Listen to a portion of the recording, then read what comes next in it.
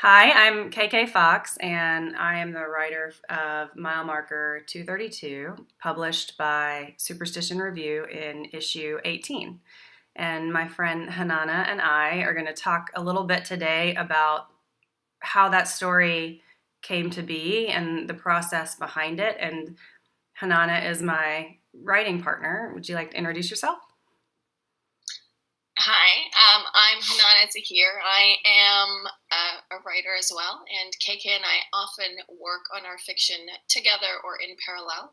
So we're quite familiar with each other's work and often discuss how to make our stories better or, the ideas behind them. Yeah, it's almost a collaborative process. It's more contribution and then heavy editing. We are very involved in each other's process, though it's still independent works. But Hananah was very much there for me when I was writing Mile Marker 232. We met at the Swanee Writers Conference in 2013. We have since attended the Kenyon Writers Workshop together twice. And the most recent time was in the summer 2016. And that is where, in Lee Abbott's workshop, one of the prompts that he gave ended up becoming Mile Marker 232. And that was to have a argument in a public space. Isn't that right? That is absolutely right, and this is an argument in a public space. And this, but to me, the more interesting thing is sort of the genesis of the idea of this story, because isn't it a part of a collection that you're working on? Right. So I tried to apply as many prompts at Kenyon as I could to a story collection that I'm working on, and Mile Marker is a big part of that collection because the collection revolves around a car accident and a family that was involved in that car accident, and Mile Marker ends up showing the reader the actual scene of the wreck, what the cars looked like. The family is actually not very present in this story, but you do get to see the actual scene of the wreck. And so I decided to apply this prompt by Lee Abbott to have the argument in a public place. And so I ended up using the tow truck driver to show us the wreck, and he had to have an argument.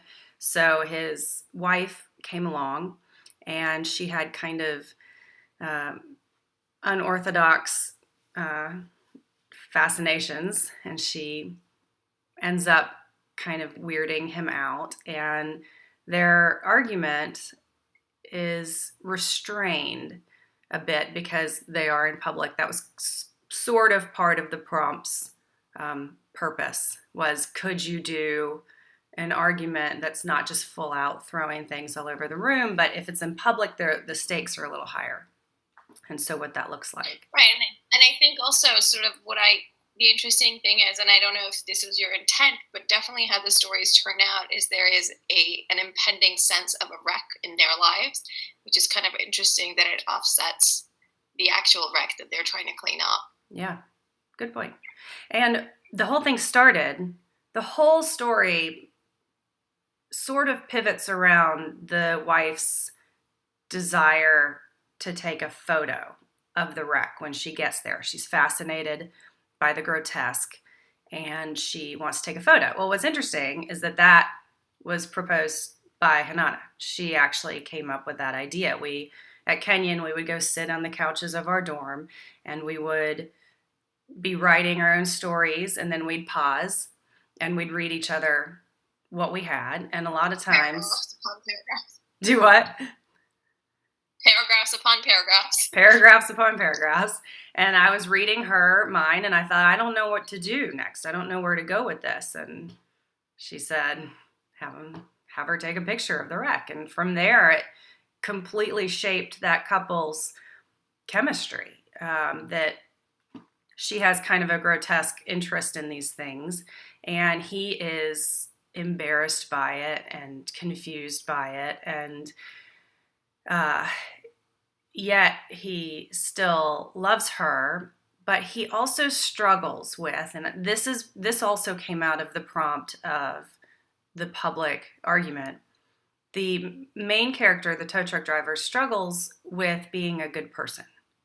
And you learn in his past that he had a physical altercation with his previous wife, who in the very first draft didn't exist. I actually intended for this couple to be a married couple, similar age, but once I took the beginning draft back to the workshop, my Kenyon workshop group said that they felt like this was a couple with a big age difference and perhaps a newer marriage.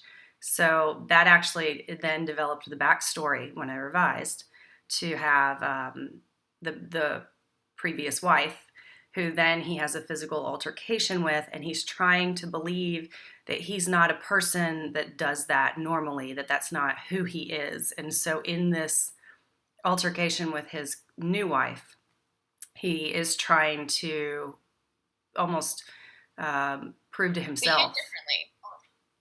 Yeah, that he's a good man.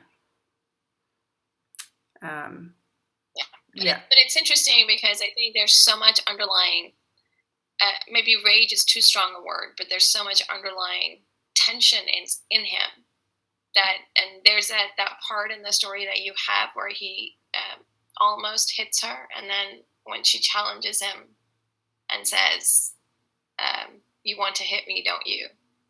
And he does, and that's sort of, to me, like the most powerful moment of the story, where it's kind of, he's looking at her going, yes, I actually do. Right.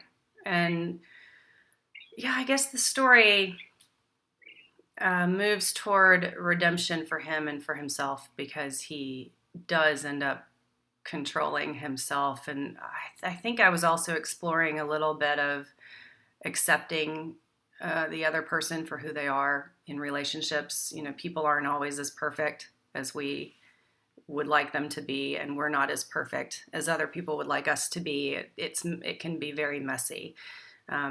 As long as there's not actual abuse going on, the acceptance of someone else, it can be difficult but necessary, and a real wonderful thing in life.